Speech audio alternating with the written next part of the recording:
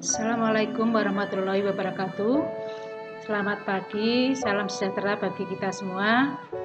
Sebelumnya saya memperkenalkan diri. Nama saya Bu Ida Hartasih. Saya mengajar PPKN di SMP 16 Semarang. Sebelumnya Bu Ida mengucapkan selamat kepada kalian kelas 7 yang diterima di tahun pelajaran 2020-2021. Pada kesempatan ini, Bida mau menyampaikan materi MPLS berkaitan dengan wawasan wiyata mandala. Untuk itu, perlu kalian ketahui apa itu pengertian wawasan wiyata mandala. Yang pertama, wawasan berarti cara meninjau, cara memandang, cara melihat, cara tanggapan indrawi terhadap sesuatu lingkungan. Wiyata berarti pendidikan. Mandala berarti lingkaran, bundaran, bulatan atau lingkungan. Sehingga wawasan wiyata mandala adalah cara memandang sekolah sebagai lingkungan pendidikan dan pembelajaran. Kemudian, apa tujuan adanya wiyata mandala? 1. Mengemban misi pendidikan tidak boleh digunakan untuk tujuan-tujuan lain di luar bidang pendidikan. Yang kedua, harus benar-benar menjadi ciri khas masyarakat belajar di dalamnya. Ketiga, menggali, mengenal, memahami, menyadari, menguasai, menghayati dan menyampaikan nilai-nilai yang positif atau nilai-nilai yang baik. 4. Menjadi suri teladan bagi masyarakat sekitarnya.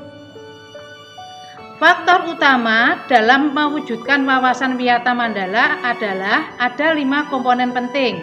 Yang pertama adalah peran kepala sekolah, yang kedua peran guru, ketiga peran sivitas akademika, keempat peran murid, dan yang terakhir adalah peran masyarakat sekitar. Akan saya jelaskan satu persatu. Yang pertama adalah peran kepala sekolah. Kepala sekolah, peran pertama adalah berwenang dan bertanggung jawab penuh terhadap penyelenggaraan pendidikan di sekolah. Yang kedua, kepala sekolah dihormati dan berwibawa. 3. Semua guru dan karyawan sekolah tidak boleh bertindak sendiri-sendiri tanpa izin dari kepala sekolah. Keempat, kepala sekolah melaksanakan program-program yang telah disusun bersama komite sekolah. Kelima, menyelenggarakan musyawarah sekolah yang melibatkan pendidik, OSIS, komite sekolah, tokoh masyarakat, dan pihak keamanan setempat. Kemudian juga menertibkan lingkungan sekolah, baik yang berbentuk sarana prasarana maupun peraturan atau tata tertib. Kepala sekolah juga berhak mengadakan rapat koordinasi antara guru, wali murid maupun dengan siswa. Kepala sekolah juga menyelenggarakan kegiatan yang dapat menunjang kegiatan sekolah seperti bisa ekstra olahraga, seni musik, seni tari, pramuka, paskibraka, dan lain sebagainya. Yang kedua, peran guru. Guru harus mampu menjunjung tinggi martabat dan citranya, baik sikap dan tingkah lakunya. Guru harus menjadi teladan di masyarakat. Guru harus mampu memimpin baik di lingkungan sekolah maupun di lingkungan sekolah. Guru harus dapat digugu dan ditiru, artinya dipercaya oleh diri sendiri dan masyarakat sekolah. Peran sivitas akademika. Pertama, tata usaha harus mendukung kepentingan administrasi dalam rangka proses mengajar di sekolah. Perangkat sekolah yang lain seperti pegawai, satpam, tukang kebun, piket harus melaksanakan hak dan kewajibannya sesuai dengan bidang tugas masing-masing. Semua warga sekolah harus menjalin rasa persaudaraan demi kenyamanan sekolah. Yang keempat, peran murid atau siswa. Ini ada yang harus kamu perhatikan. Sebagai siswa harus mentaati tata tertib yang berlaku di sekolah tanpa kecuali. Siswa harus hormat dan sopan pada guru dan warga sekolah yang lain. Kemudian, hormat dan sopan kepada teman. Siswa diharapkan belajar dengan tekun.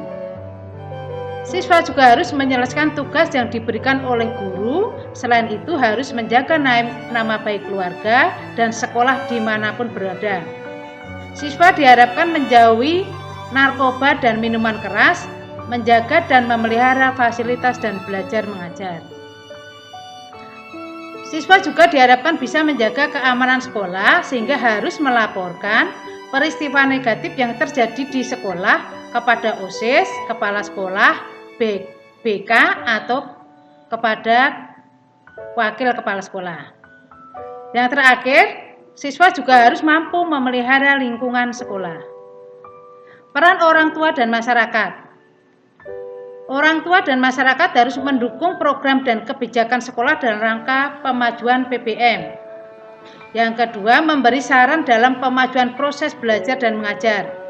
Orang tua harus ikut menjaga keamanan lingkungan sekolah dan mengadakan kerjasama dengan pihak sekolah melalui komite sekolah. Sekolah sebagai wawasan Wiyata Mandala terdiri dari 10K, yaitu K yang pertama, keamanan, yang kedua kekeluargaan, yang ketiga kedisiplinan, yang keempat kerindangan, kelima kebersihan, keenam keindahan, ketujuh kelestarian, kedelapan ketertiban, kesembilan kesehatan, kesepuluh keteladanan. Penggunaan sekolah sebagai lembaga pendidikan tidak boleh digunakan untuk yang pertama, promosi dan penjualan produk yang tidak ada hubungannya dengan pendidikan. Kedua, tempat penyebaran aliran sesat dan penyebaran ajaran agama tertentu yang bertentangan dengan undang-undang. 3. Tempat berkampanye politik. 4. Syuting film atau sinetron tanpa izin. Kemudian, kegiatan dapat menimbulkan kerusakan perselisihan sehingga suasana sekolah menjadi tidak kondusif juga tidak diperkenankan. Mekanisme pelaksanaan Wiyata Mandala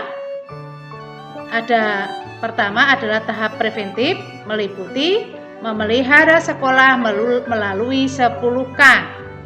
Kemudian yang kedua, menciptakan suasana harmonis antar warga sekolah. 3. Membentuk jejaring pengawasan. 4. Menghilangkan bentuk perpeloncoan saat MPLS.